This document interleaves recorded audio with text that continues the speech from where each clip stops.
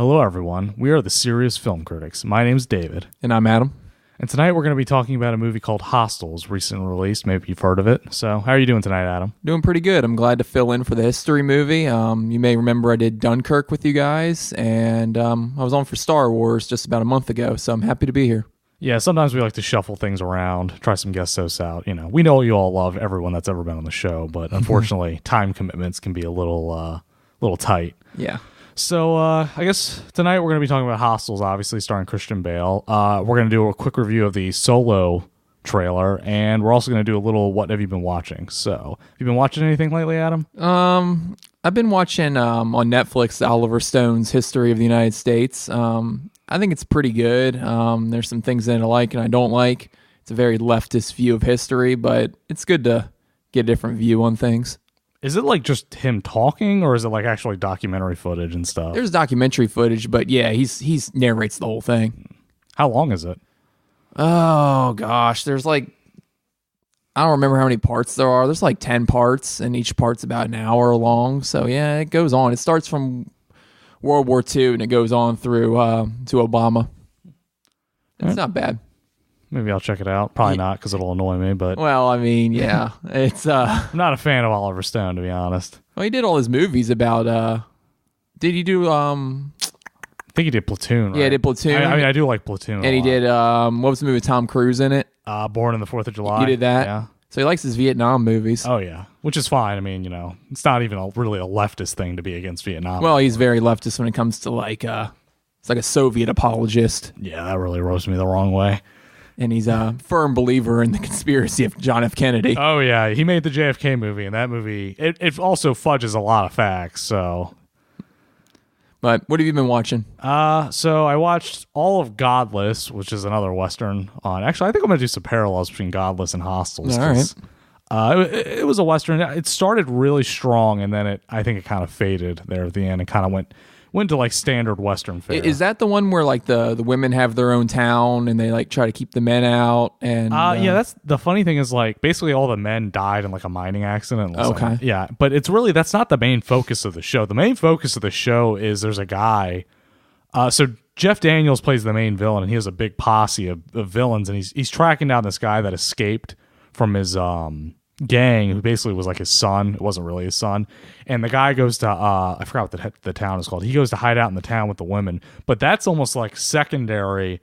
The majority of the show is seeing Jeff Daniels as he tries to track this guy down. Okay, because when I watched the trailers for it, it made it seem like it's a town full of women. They're just like, we're not putting up with men's shit anymore. And I mean, yeah, that's a plot, like they are self-sufficient, but that's actually really secondary. Okay. Yeah, and I mean, you know, there are men that come to the town, like they send like I think it's Pinkerton or something like that to protect them, like security. And then there's also a sheriff tracking Jeff Daniels' character and a marshal tracking him. Okay. So but the main thing really is between the guy that escaped the gang and then the gang tracking him down. Yeah, I was thinking about watching that, but I never really got the chance to. I think I'll talk about it more in depth. I'm going to compare it to Hostels a little bit. I would say I would recommend it if you're really into Westerns, but if not, I mean, Jeff Daniels gives a good performance. It's a little over the top. Most of the other people, they're good. They're not great. I mean, it's got all the stuff you would look for in a Western, like pretty good gunfights. Okay. Yeah. And then I've been watching a show, I haven't made it that far, called Altered Carbon, which I actually like a lot. Yeah, it's brand new, isn't it? Yeah, it just came out. I literally just saw it came out a couple days ago, I think, and it was like, oh, I'll check that out. And it's like dystopian sci-fi, like, you know, turned up to 10. But I love it because it's like, you know, every episode explores a lot of interesting stuff. So isn't like about like storing consciousness and stuff like that? Yeah, like in the future, people store their like all their memories and their entire consciousness in like a hard drive on their neck. So when they get killed, the bodies are called sleeves. You can get re-sleeved. Okay. So this one guy, he gets killed, and they destroy his sleeve, or his what is it called, stack. And the only reason he survives is because his consciousness is backed up to a satellite, which I guess is really expensive. But he doesn't know who killed him, because usually if you get killed, what they would do is they would literally like spin you up. That's what they call it, and be like, "Who killed you?" Ask you, and then go track the guy down and arrest him. But he doesn't know, because when it backed up, it was like 48 hours before he got killed. Okay. So he brings this guy that's been dead for like, I don't know if it's like 100 years or 200 years, and he's like an old special ops guy and then turned terrorist. And he puts him in a new body to help him, and I think he also has like a lot of ulterior motives. No, that's interesting. Yeah, but there's all kinds of interesting stuff. Like, you know, Catholics, they think when they die, they need to go to heaven. So like the police are trying to bring them back so they can be like, who killed you? And the Catholics are saying, don't bring us back ever.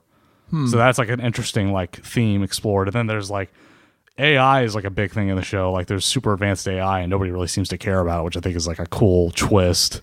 I remember I watched an episode of Black Mirror that was kind of like that, but it was different. It was like when you retire and when you want ready to die, they'll upload your consciousness into like a time and a place that you thought was like a good time, I guess. I don't know. You just live there forever, basically. And you just live there forever, I guess. And you live there with other people who have their consciousness uploaded. And you're all like 20-something years old, so you're going around, you're screwing, you're having partying. So it's supposed to be like utopia. Yeah, pretty much. But it kind of like... It's kind of weird to be stuck in the same place forever, though. Yeah, I don't know if I would want to do that. I don't know that I would want to keep living either. Like, I think I would want to die eventually. Yeah, and just the thought of your consciousness being uploaded to a server is just kind of weird. Yeah. I mean, that's a big thing. Like I said, this show, I think it doesn't get too in depth. Like, it's a little shallow, but, it brushes and all of that. So, like, big thing, too, is, like, one of the episodes, like, they put you in virtual reality so they can torture you as much as they want without having to worry about you dying. Yeah. They also did that in an episode of Black Mirror, too. Yeah. Like, they did that same thing where they put you in, like, oh, gosh, I can't remember. They did that when they would upload, like, a version of your consciousness into like a program, and it would like torture you to like divulge criminal information. Wow, what episode is this? Because I didn't check this out. It was the Christmas episode. It had John Hamm in it, I think, and they were like living. They thought they were like living in like a small cabin out in the middle of like a snowstorm, like on like the North Pole or something like that. But it turned out like John Hamm tricked this other guy to like who was like a murder suspect to like confessing his crimes. And I don't know, it's hard to explain it, but you just have to watch it. It's an episode of Black Mirror. It was like the darkest Christmas episode or something like that. It was rated as one of the best episodes. Yeah, it sounds like maybe Altered Carbon may have lifted some of their ideas. I know it's based on a novel, though. So yeah, maybe. I mean, I don't think that's a new idea. Yeah, really, it's not. I mean, that's the thing. Most of the ideas in Altered Carbon, they've been in some other sci-fi media. Yeah. So anyway, let's move on to the Solo trailer. So didn't show much. They dropped it on the Super Bowl, and there wasn't much in there. And then they dropped an extended trailer. So basically, what'd you think of it? I don't even know. The guy doesn't look anything like Han Solo. It doesn't sound like nothing. Han Solo. I think that's like the most important thing when you're looking for an actor that can do Han Solo is to...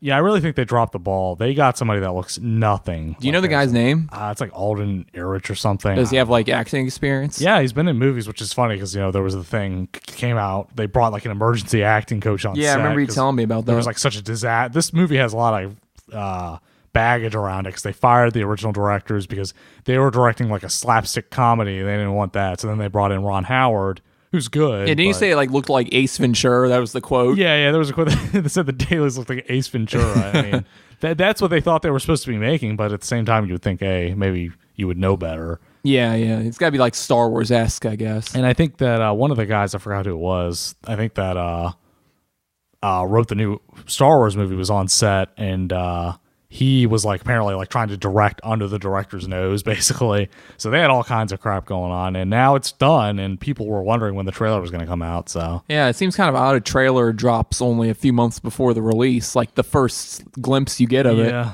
but they also did do a Super Bowl spot, so they're not trying to like erase this from history. Well, I think well, no, that was the feature preview. I remember when Iron Man did their big release during the Super Bowl, but I think they had teaser trailers before that. Yeah, I would have a feeling. I mean, it's called the cinematic trailer, right? Or the theatrical trailer? Yeah, well, it's like the first one was just a teaser, which isn't a real trailer, and then the trailer. Okay. And I mean, the guy doesn't look anything like Harrison Ford. I thought his line delivery in the trailer was like awful, especially that one line I pointed out where he's like, what's that? he choked the line out basically, and it's like context doesn't matter. That was just like poor so delivery. it's like, is Lando in it? Yeah, he's Donald Glover. He's in the trailer too. Yeah, I thought I saw him. I just didn't really he doesn't look much like Billy D. Williams. No. I mean, we don't get anything out of him. I just feel like this is the movie that no one asked for and we got.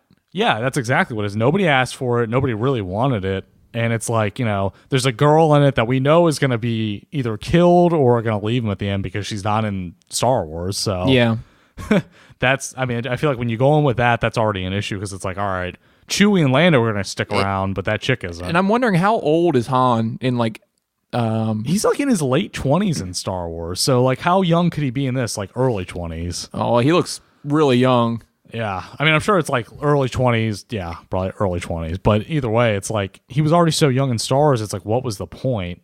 Yeah. Really? I mean, there's some cool visuals. Like I thought the Star Destroyer coming through that tunnel thing. I guess it's like coming out of hyperspace or something. That looked cool. Yeah. Yeah, the Falcon looked pretty good too, and there was like some chase scenes going on, but yeah, I don't know about this one. I'm not even remotely sold. So I'm just worried about Star Wars because I guess Sam has beaten this point like a drum, but like now, like I remember I used to be so into Marvel movies coming out, and now I can care less about these Marvel movies that are coming out. Like, yeah, it's market saturation, and I just think Star Wars is going to go down that road, and there's gonna be a point where a lot of people. It's still going to make money, but they're just not going to care as much about it anymore. And that's going to be a shame with Star Wars. I absolutely think that they're diluting the legacy of Star Wars. The more movies you do, the more risk you take at having a bad one come out or doing something with the lore. But then again, like Marvel hasn't really had a stinker yet, have they? I don't think so. You know what? Marvel movies, it's like they follow a very standard formula. They use the same actors, same directors. I mean, those movies are so like structured. It's like they always get good reviews, but I don't know a lot of people that like all of them. Yeah, I did not like Ultron, the second Avengers movie. I did not like that movie at all. And I mean, that got good reviews. Every Marvel movie gets like very positive reviews from the critics, but that means nothing, clearly. Yeah, I like the movies where I like some of the movies where they're like by themselves more than when they're all together. Yeah. I feel like you get some character development. You don't get any when they're all together. Infinity War is going to have a zero character development. When you stick like 10 A-list actors and like 20 B-list actors into a movie, none of them are going to get any proper screen time. It's going to be a joke. Hope they kill some of them off. Oh, yeah. It's going to be probably spring cleaning. All right. So we want to get on to the main attraction here? Yeah, I'm ready.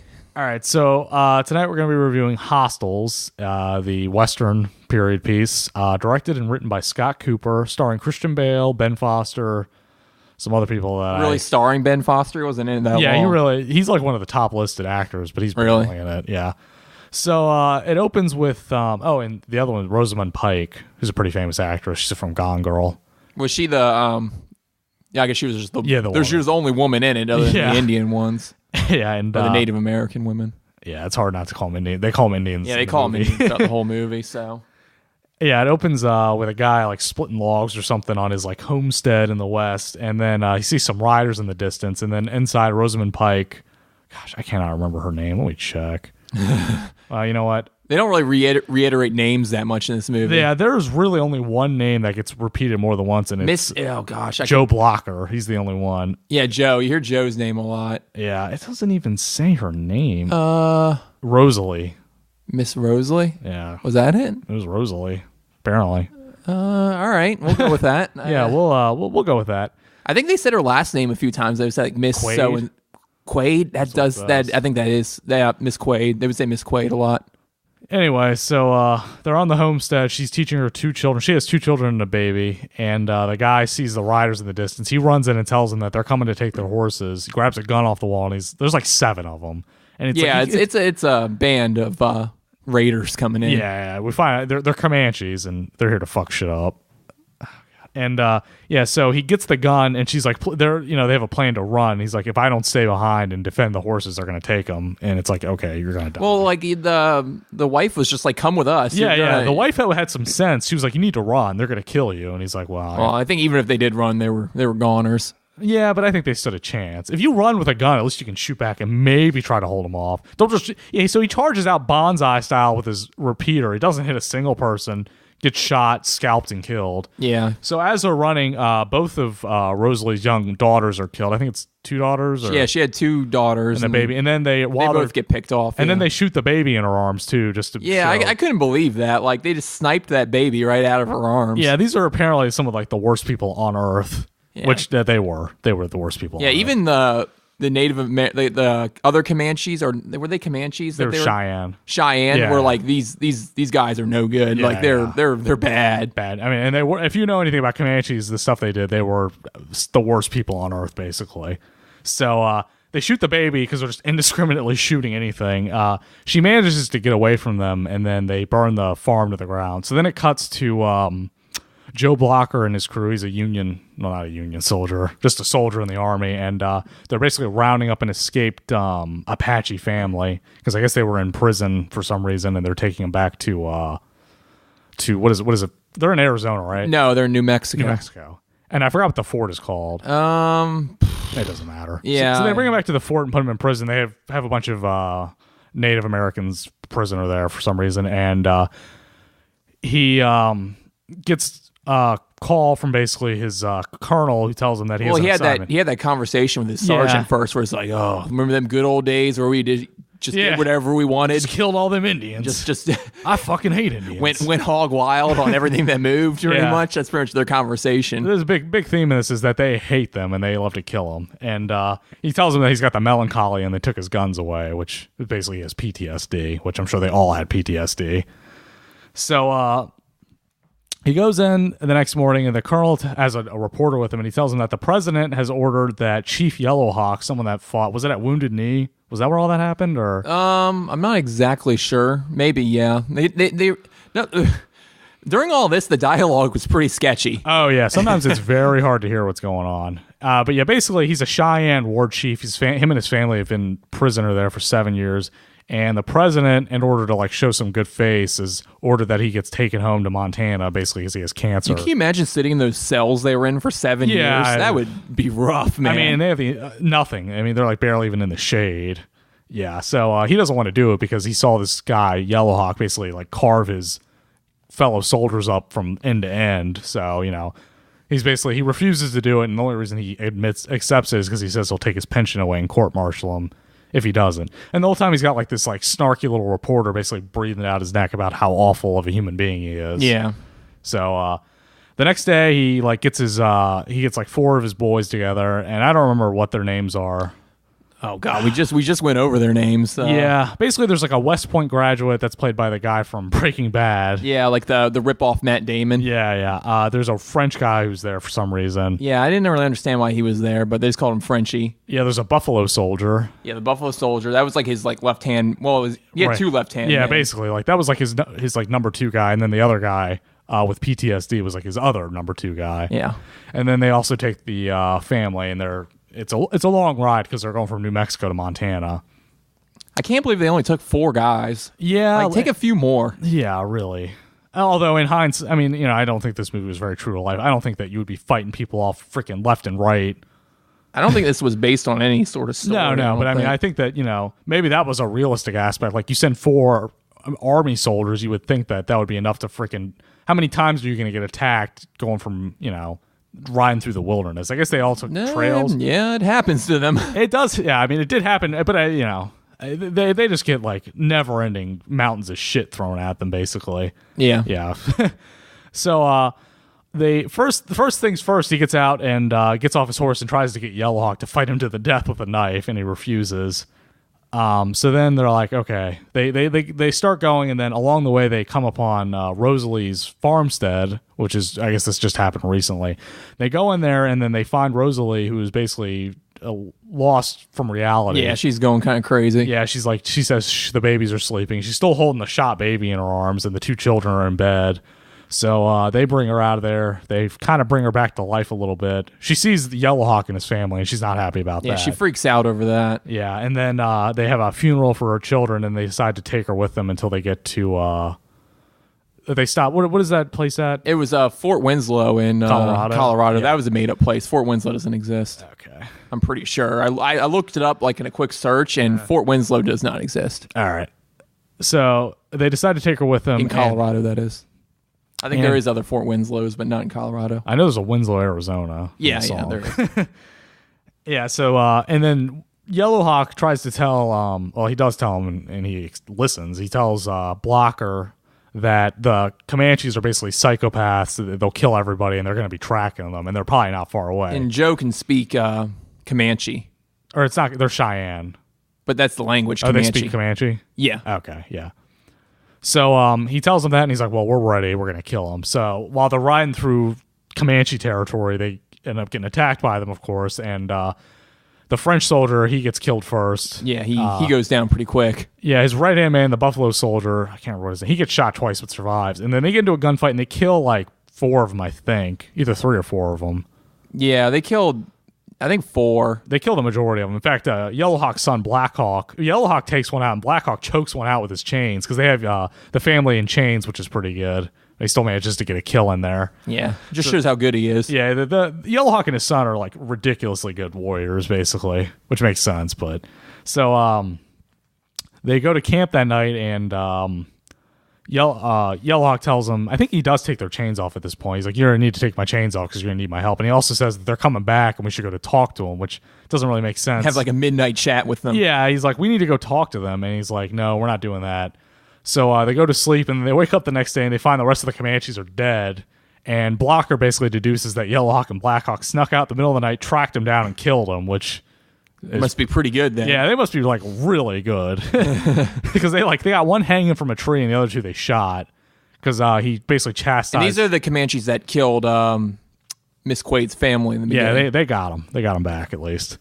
So, that happens, and you think, okay, maybe they can make the rest of their journey without any problems, but you'd be wrong.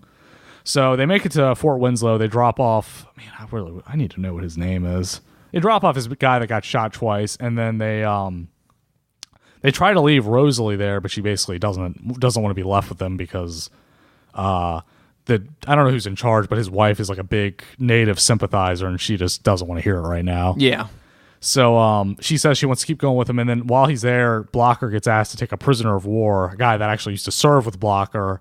What did he, chop up a family with an axe? Yeah, he went out and killed a Native American family or something like that. Yeah, and he thinks it's kind of ironic because I guess they were doing that crap while they were in the army, but he got caught doing it on his own time, basically. Yeah. So they take him along the way, and they need to drop him off, and then they also get more soldiers to replace the wounded ones.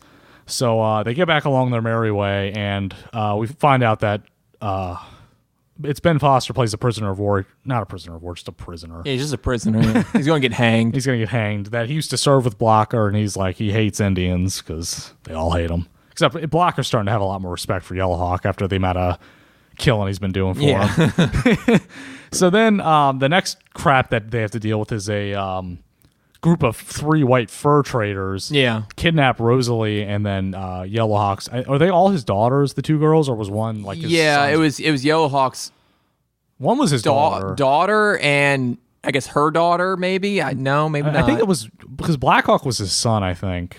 And I don't think know. that was Blackhawk's wife. It might have just been a relative or something. I think it was like Blackhawk, his wife, their child, and then Yellowhawk's daughter. Because the grandson was there too. Yeah. And I think that was Blackhawk's son.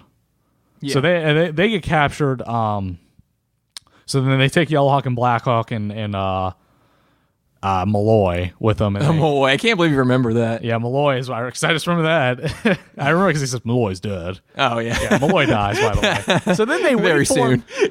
They wait for them to go back into their tents, and they sneak in there to kill them. Yeah, they have the women chained up to some log outside. And somehow they managed to get one of their guys killed by the guy sleeping in the tents. Like, how did you mess that up? Yeah, just shoot them in their sleep. Yellowhawk and Blackhawk, they go in and take care of one guy, and then Malloy and Blocker. Malloy and Jim Joe Blocker, they go in and take care of the other 2 guys. And I'm like, you had complete surprise on these guys, and you still lose a man. Yeah, and like, we heard on. one gunshot, so I don't know if that was Malloy getting, because it's all off screen. Like, we just see them watching the tent. I don't know, like, if because they did use their knives. I don't know if, like, one of them got a shot and shot Malloy or what, but it's like, they shouldn't have tried to use their knives and be quiet. They should have just shot them. They're sleeping. Well, they weren't sleeping, or they should have burned their tents down. That would have been better. Yeah. I don't know. That seemed bothering me. Like, how do you mess that up? Like, all you gotta do is shoot him. He's not gonna even see you coming. They just didn't really care that he was dead either. Like, Malloy's dead. Yeah, he literally just walks out and Malloy's dead, and that's it. That's all we hear from Malloy again. So they go back to camp, and life's pretty cheap in this movie. Yeah, especially considering like a lot of these hardened soldiers have killed hundreds of people, but for the sake of this movie, they're not gonna last very long. So they go back to the camp. They have the prisoner, Ben Foster's character, chained to a tree. And it's raining heavily, so one of the guys in his troop, who's a West Point lieutenant, it's the guy from Breaking Bad. Yeah, he goes out and the guy chained to the tree basically pretends to be choking because he knows he's going to unlock him because he's an idiot. So he unlocks him. Of course, they get into a struggle, and he gets his gun and shoots him and runs off. And this wakes everybody up. So then they run out, and then the sergeant goes after him. Yeah, the first sergeant with PTSD goes after him in the night, and they don't because it's raining, and it's just suicide, basically, to go after him. So then the next day they wake up, they go looking for them, and they find that he had killed Ben Foster and then killed himself. I guess just couldn't handle the PTSD anymore, which makes sense. So after that, they make camp, and then they have they're finally like basically at Montana. Yeah, so they finally make it to Montana, and Chief Yellowhawk is basically he's on the brink of death from the cancer. So yeah, you didn't say that he had cancer, and that's the whole reason they were bringing him back. That was the only reason. Just like see his homeland before he dies. So they finally get there. They take him to, it's called the Valley of the Bears, Montana. They bury him there, and then some 4 assholes roll up on him. Yeah, these guys are. These guys didn't need to be in the movie. Isn't the older guy? He was from like gosh, I've seen him in other movies and TV shows. He was the guy from like season 2 of The Walking Dead who had the house. I don't remember his name. Idea. I don't know, just some like typical Southern prospector looking guy. That's what he looked like. Just a bunch of assholes, basically. So they roll up on him and like, this is our land. You're not burying any Indians on our land. So then they all draw their guns on each other, and then Rosalie, who has a gun pointed at him, he basically is like, I know you're not going to shoot me. So she shoots him. Gunfight ensues, and everybody gets killed except for Blocker, the youngest child, and Rosalie. Everybody else is dead, which really didn't sit well with me. So then the next scene, we see that they're in Montana, and Rosalie's taking, I can't remember what's the son's, I think it's like Little Bear or something. Little Bear, yeah. Taking Little Bear to Chicago, and Blocker's not coming with them. But then at the last second, Blocker decides to hop on the train and go with them. Yeah, have a nice little family. Yeah, they're going to have a nice little family. So yeah, that's the movie. Yep. Yeah, one thing we skipped over a lot of is there are probably like 7 or 8 or even more scenes of them making camp, which is a big chunk of the movie. And yeah, I felt like that took up a lot of time in that movie. Them making camp and like just sitting around the campfire and stuff like that. I guess it was trying to be authentic because they, spent weeks and weeks, making this journey. But man, it was did not need to have that many. Yeah, scenes there were some slow scenes. Yeah, the pacing of this movie was very slow, and I think that it could have used some editing. So yeah, what were your initial thoughts? As the movie was progressing, I really enjoyed it as it was going, but like the first warning sign to me was when McCoy or Malloy got killed like so cheaply, and I was just like, all right. Yeah. And then like as we kept progressing through the movie, more of them went down, and then finally at the end they needlessly lose like everyone. They literally just kill everyone else off, like the 2 daughters or the daughter and the wife, Blackhawk. They all get killed, and it really felt like it didn't add anything to the story doing that. Like the last confrontation really didn't need to happen. Well, the only thing it added to the story was it gave a chance for Miss Quaid to bring home the Indian kid. Yeah, really. That's all it is. It let them start their own little happy little family, and it's like that confrontation was just so needless, especially since what bugged me too was he has these papers signed by the president telling him that, he can do whatever he wants, and they're like, we don't care what the president says or the army or the fact that you have guns. We're just going to try and shoot you first and hope we don't all die. Like, all the confrontations, like, they make sense in terms of, like, gunfights. But when you've got 4 people pointing guns at 4 people with guns with no cover, like, somebody on your side is going to die. Probably most of the people on both sides. So it's just, like, to me, it was just so stupid. And I guess there were a lot of stupid people back then, but just it was like these guys were just like ridiculous. Well, you notice that in all those Western movies, and most of them, like they're fighting with no cover. They're shooting at each other point blank, and that's just insane today. Like I couldn't imagine getting into a gunfight just like from me to you, just shooting at each other. That would be horrible. And I guess they do miss a lot. In the movie, they miss a lot of their shots trying to hit each other, and that's how it is in reality too. But still, it's like these guys, like, first of all, they're soldiers in the army. They have guns. It's like, are you really going to try and shoot them? Because they're, they might come looking for their boys. They got a letter signed by the president telling them they can do whatever they want. And it's like, these guys are just so evil that they're like, nah. Yeah, the only thing we talked about this. The only thing I can think of is that they were concerned about them burying like a major chief on their land. It would attract like other Indians to come by and visit them, and it would bring unwanted attention. It just feels like up until that point, like they had killed a lot of characters off, but it's like if they'd ended it there, it would have been good. But they were like, nah, we need to throw in one more little spicy meatball. Yeah, I think they wanted one more action scene, because up until that point, where did they only have like 2, maybe? It was really only 2, and that was one of my complaints. I don't think the gunfights were... The last gunfight was probably the most interesting one. I don't know. The one with Comanches was okay. Yeah, that one was But none of them were like, by standards of a Western, like very great gunfights, I feel like. No. And I mean, the last one tried to be, like a fancy gunfight, but there was a lot going on. But to me, it just wasn't terribly interesting, especially since it felt like they shot two of them instantly. What I don't understand is like, I don't know. I don't know what goes through people's minds when they're in a gunfight, but usually you target the people that are shooting back at you. Like they instantly killed like the people that had no guns. Like the two women went down instantly. I know. Yeah. The Black Hawk went down instantly. I don't think he had a gun. Did but he have a gun? Not only that, but remember. it's like, yeah, he did have a gun. Okay. But they shot two of the guys off the horses right away. Maybe one guy didn't die. So it's like they were already 4 versus 2 almost immediately, and they still managed to lose everybody in that fight. Yeah. And it's like you would think that the army would have won that fight because like they had a girl with a rifle. Oh, and the other army guy died too. Yeah, he died too, and he had like a shotgun. Like they were in a way better position for that fight. And they, like I said, immediately killed I think 2 of them. So 2 guys managed to do all that damage to them. Well, they didn't immediately kill 2. They killed the one guy. The prospector got shot off the horse instantly. Yeah, and then they killed the other guy on the horse. There's 2 of them left. Yeah, and they really they killed. Yeah, like they put in some 5 work. Those people. 2 guys. Yeah. And then Christian Bale, Blocker, the last guy, he's crawling away, and it's like he kills him in a really dramatic fashion.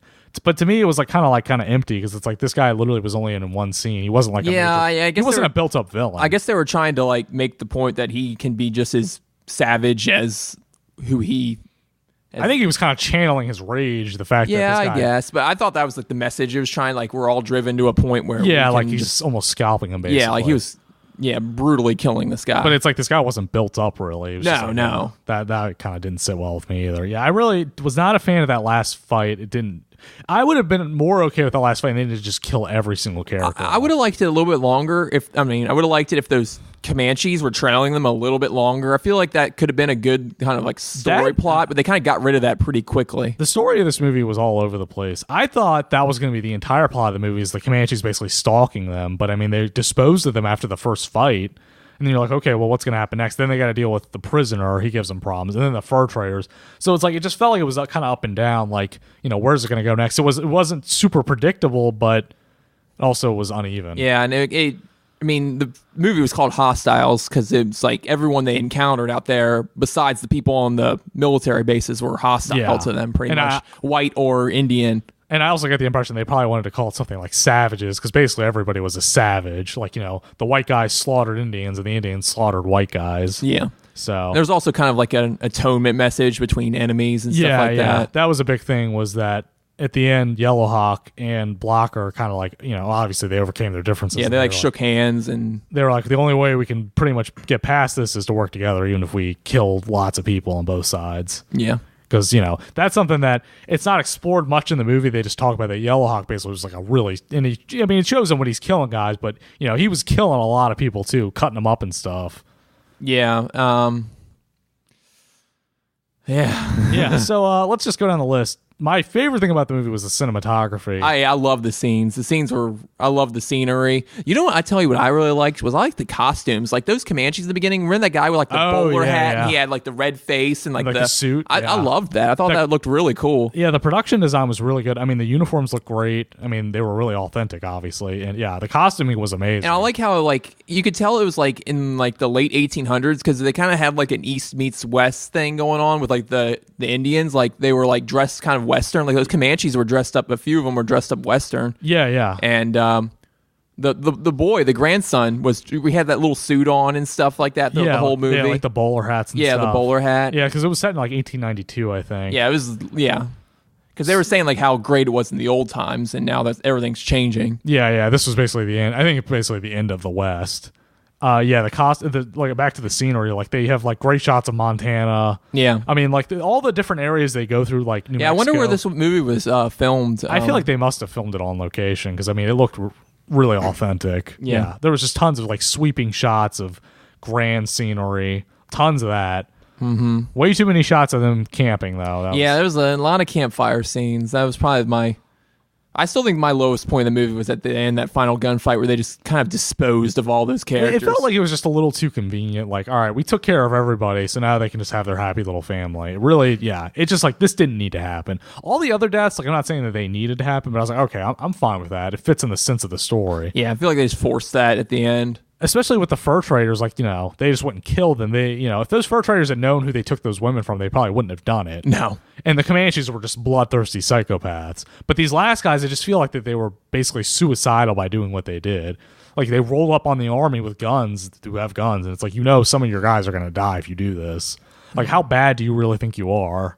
Trying to think of something else I really enjoyed about the movie. The acting was pretty good. Acting was good. I like Christian Bale's performance a lot. I think they could have rearranged the characters to make Ben Foster one of the good characters, maybe, and just had someone else playing the bad character. I felt like that was a waste of some acting. Talent. Yeah, I can agree with that, because Ben Foster is not in the movie very long, and he doesn't contribute much, to be honest. I think really all he's in there for is to give you an idea that, like, he says it a lot, like it could just as easily have been any one of them in his position, which it couldn't have been, because he literally took an axe to a family, which I thought maybe that was also him kind of talking out his ass, but it's like he's talking about, like, they all did bad things, he's just got caught. It kind of reminds me of that, what was that guy's name, that U.S. soldier that walked off base and went and killed a bunch of... No, not Bergdahl. No, he didn't kill anybody. No, it was the other guy who's like in Leavenworth right now.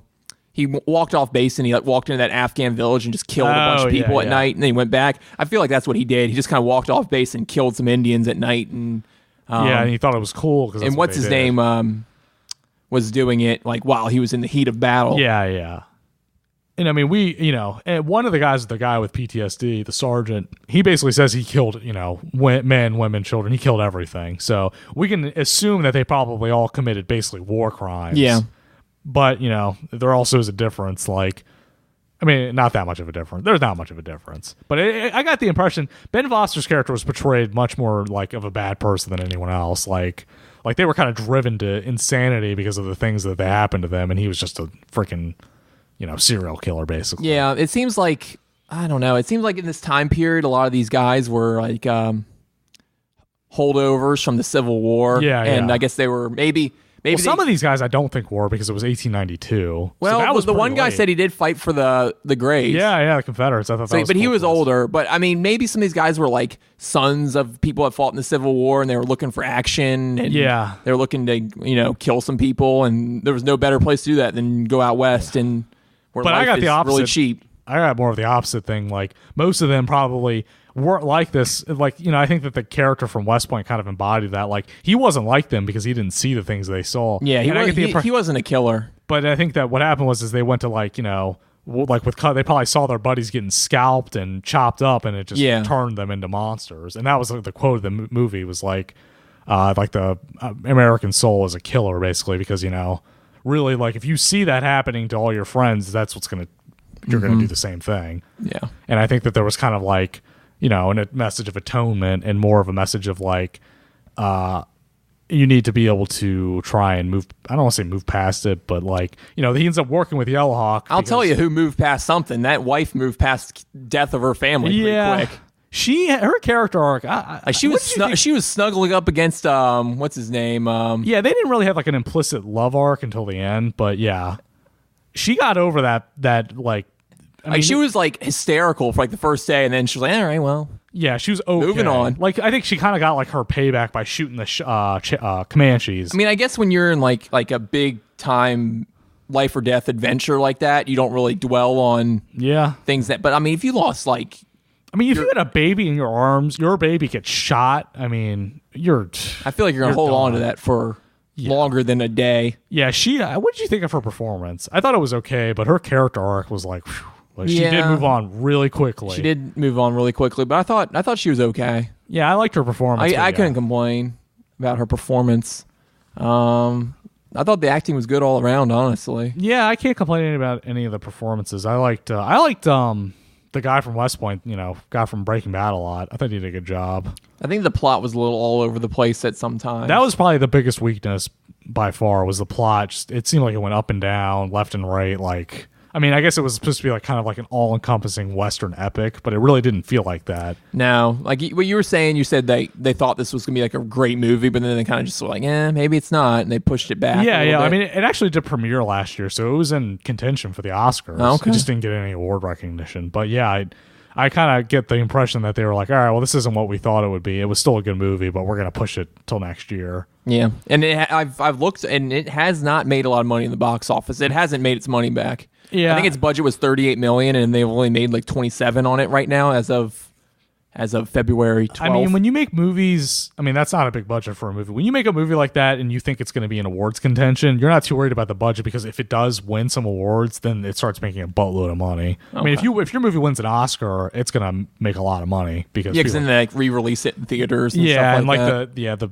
home release is going to do really well. So I think that they thought they had something here, because this is the guy that did Black Mass, which I think that got some award recognition. Okay. Yeah. What else can we talk about? I mean, like I said, our main problem was the plot. The acting was good. Cinematography was amazing. The gunfights were okay. There was way too many campfire scenes. Way too many campfire scenes. I mean, there was just, and I get that they were trying to, use that to develop characters, but it's like it felt like a lot of the characters weren't even all that well developed. No, they didn't really use the campfire scenes really to develop the characters. Like they would sit around, and they would sing, and they would kind of like look at each other. And it would also move the plot forward too, because like they had the one where they talked about we need to kill those Comanches, or we need to talk to them, like that happened. Then they had the scene with Ben Foster's character escaping. Yeah, so those campfire scenes mostly served to advance the plot, which I didn't like. I mean, I don't know, is there much else we can talk about? I don't know, like I feel like this movie was a long movie, but I feel like it was just not really a lot happened. Yeah. It was too slow paced. This movie, they could have edited a lot. I mean, they could have edited like entire campfire scenes out. There were scenes that went too long. Like there were a lot of drawn out walking scenes too, where they're just walking. I think they were really digging their cinematographer, and I get it. I mean, those were the good shots, but there were a lot of shots of Christian Bale just like, standing around, like kind of like, looking like he has PTSD basically. And it's like, all right, those were good shots, but they didn't need all of them. There was a lot of things they could have cut. There was a lot of scenes that could have been cut short. Specifically, I think some of the funeral scenes were too long, because there's like 3 funerals. Yeah, there was a lot of funeral scenes. There was how many? One, I think there was 2, 3, maybe 4. Maybe 4. Yeah. Because I don't remember if they showed them burying the French guy or not. No, they didn't. They showed them burying the family, obviously, the sergeant, where he had that emotional breakdown, where they buried Yellow Hawk. Yeah. And I think they had like a little part where they were burying the families of Yellow Hawk. But that's a lot of burial Yeah, scenes. they buried a lot of people. I mean, I would never go on a trail ever if that's how it's going to happen. You're going to lose 90% of the people that come along with you. It'd be pretty good if there was like a bear attack or something. Oh, yeah. A bear just comes it comes running in right after they kill those 4 guys. Yeah. They're going to kill a bear next. Ridiculous. I mean, really, like, they just got, like, shit flinged at them nonstop, and it was like, all right, I don't know. I really wonder, like, in the historical context, like, how willing people would be to fuck with the army back then. I mean, when that colonel in the beginning of the movie gave him that thing, like, this is signed by the president. If anyone gives you any problems, just show them this. Like, well, someone's going to give them problems. Like, I knew that was going to happen. Oh, yeah. I mean, that's actually, there's a thing for that. It's called, like, foreshadowing. Oh, yeah. Clearly, but it's called, like, Chekhov's gun or something. Like, they draw attention to something like that, it's going to get used. And it got used, and it didn't do anything. That was a major foreshadowing. Like, anybody gives you any problems, yeah.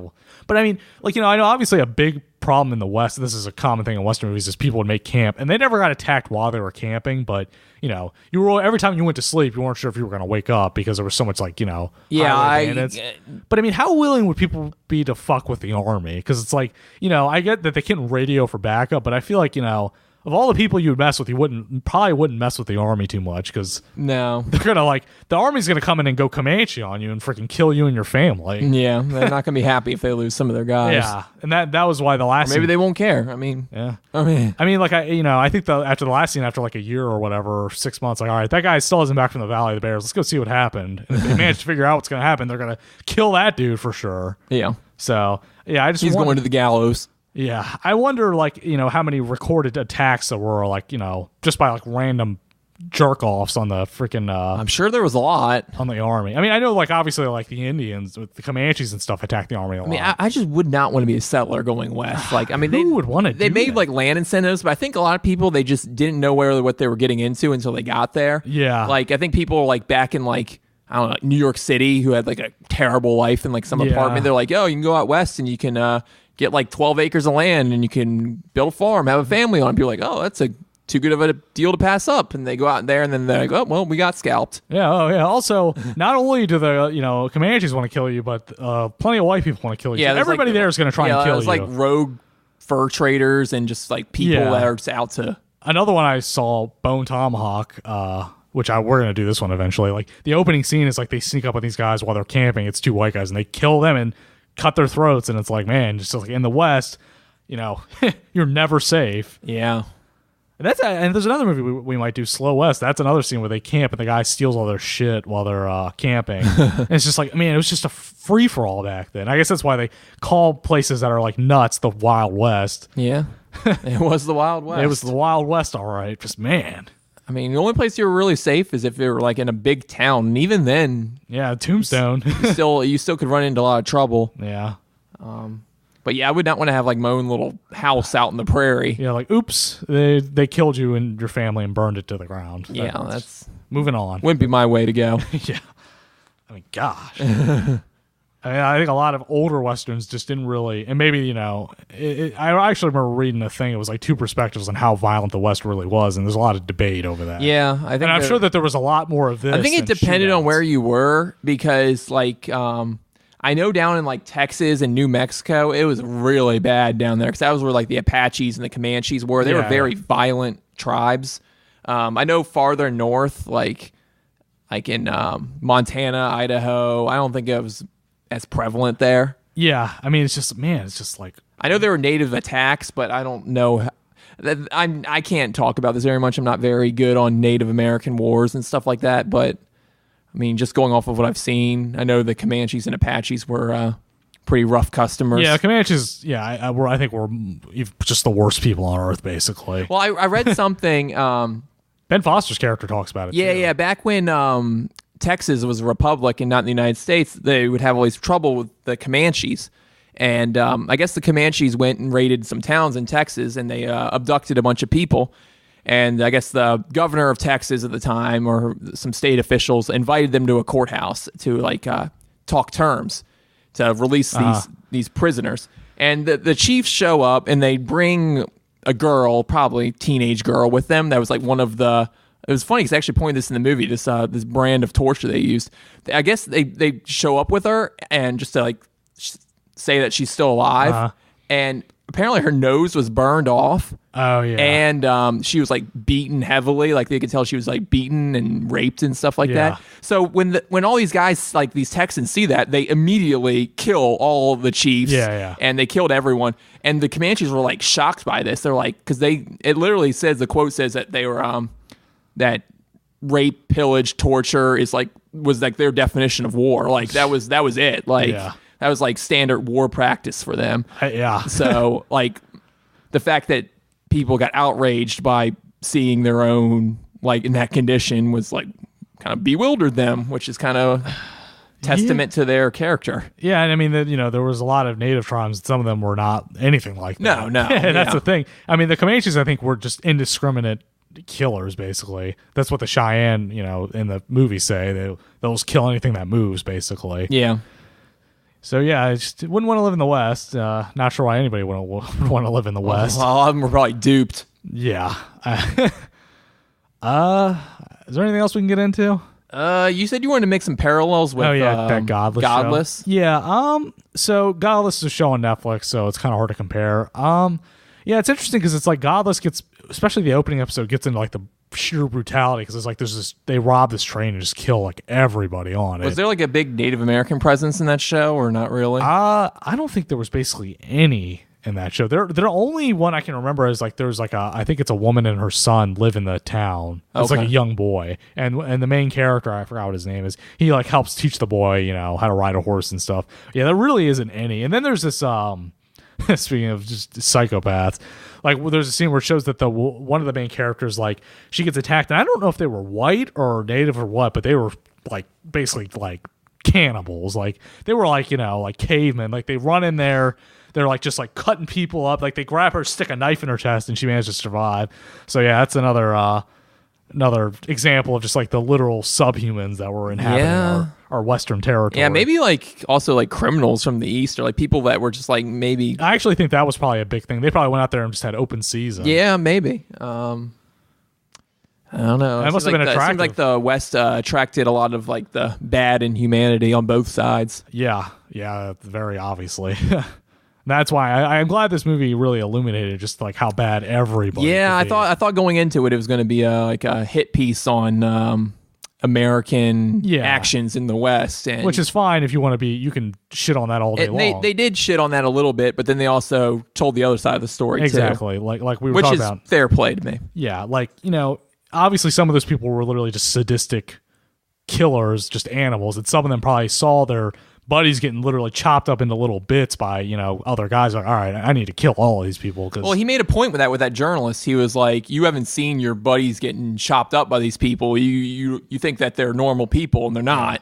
But I mean, and then the flip side of that was obviously Yellowhawk and Blackhawk were normal people, so they probably saw their buddies getting chopped up by somebody. He said that when they were atoning. He was like, we both lost many friends and stuff like that. But and then there's the Comanche again. We're just gonna shit on them. I guess those guys were just. They were not portrayed in a good light at all in that movie. I mean, there was no good word said about them. Yeah, that's why I thought it was so funny. Is he's like, we need to talk to them, and his idea of talking, I guess, is just shanking them in the darkness because they handled them. Mm-hmm. So what do you think about this movie as a whole? I gotta say I liked it more and more until that final scene. I think that knocked it down to. We gonna give our ratings now? Yeah, sure. I think that knocked it down to about a 6.5 for me. Yeah, I think I was gonna get around a 7. I think. Yeah, I was probably more like a 7.5 until that penultimate scene where they just kill every remaining character. I think it's just kind of like a middle of the road Western movie. Yeah, I mean, if you're looking for like a Western, this will probably give you what you need. Like, it's got some okay action, it's got really good production design, cinematography, but it's definitely nothing mind blowing. No. Well, yeah. So I guess that about wraps it up. I don't know if there's anything else. Actually, there's one thing. Have you heard of Cormac McCarthy? Right? Who's that? I think he wrote The Road. Oh, yeah. Have you heard of Blood Meridian? No. It's like apparently like a really talks about all the horrible natives and white people of the West. Is it a book? It's a book. What's it called? Blood Meridian. Okay. It came out in like 1985. Apparently it's fiction, but he did a ton of research and it's like very accurate.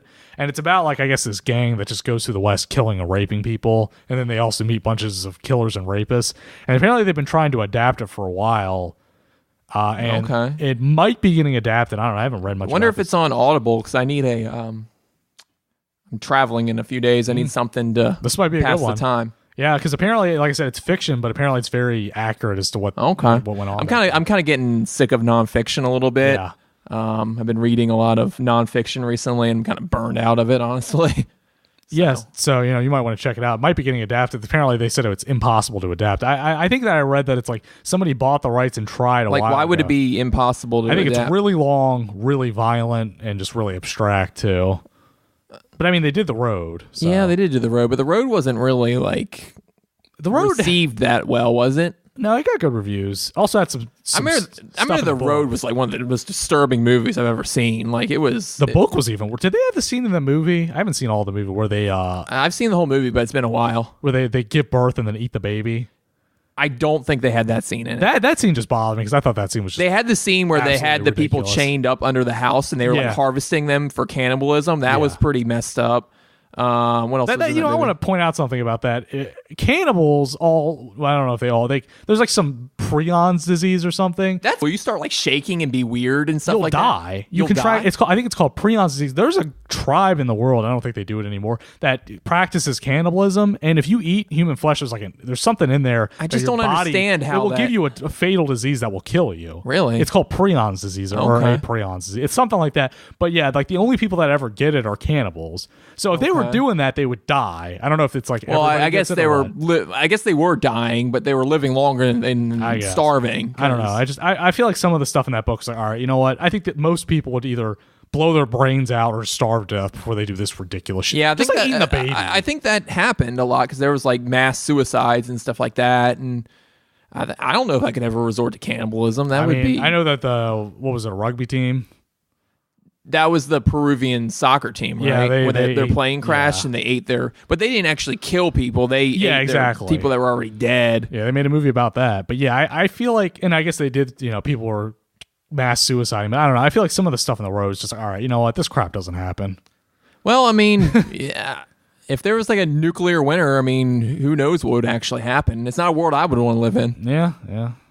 I don't know. I don't know. I think that some stuff just gets so dystopian. I'm like, all right, we get it. Yeah. It's dark. It's grimdark. That movie was just way too dark. It just beat me over the head with how dark it was, and I was depressed after that movie was over. And yeah.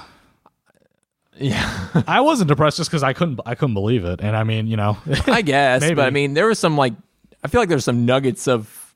Maybe it's parallels to the Old West where it's like when people don't have any True. rules to follow, they will bring out the worst in people. But I don't think that was the norm either. So, Yeah, I think if we lived in a world without any laws, I think there would be a good amount of the population would take advantage. I think it would be the minority still, though. You still think about the minority? Yeah, just look at the West. I mean, they could do whatever they wanted, but I'm sure, you know, the vast majority of people camping at night didn't wake up to getting their throats slit. So Yeah, but I think a lot of people stole. Yeah. Plus, you also have the idea where, you know, you shoot the guy if he tries to steal from you, which is how it would be in a dystopian post-apocalyptic dystopian society too, where, you know, you always perceive that threat. I don't know. I think that, you know, the majority of people are not going to go that, especially considering you can make a lot more gains working together than, you know. Yeah, but I mean, it comes back to can you trust a group of strangers? Are they going to backstab you and kill you in the night? And yeah, I mean, that's the ending of the road, basically, where the kid goes with that group of strangers. Yeah, but they seem like nice people. Yeah. Yeah, we were really far off track here. That's all right, though. It's the end of the episode. Well, we drew a little parallels to the West there. Yeah, really. It is kind of similar to the West. Like, you know, you have no rules out there. Like, how are people going to act? And I think the majority of people are going to be okay, and then you're going to have a couple of assholes. I agree. All right, so I guess that just about wraps it up. Yes, sir. Check us out on Facebook. If you haven't, I'm sure you have. Send us an email. We'll answer your questions. We got some. We haven't gotten around to answering them yet. Okay. And we'll see you next time. Yep. See you.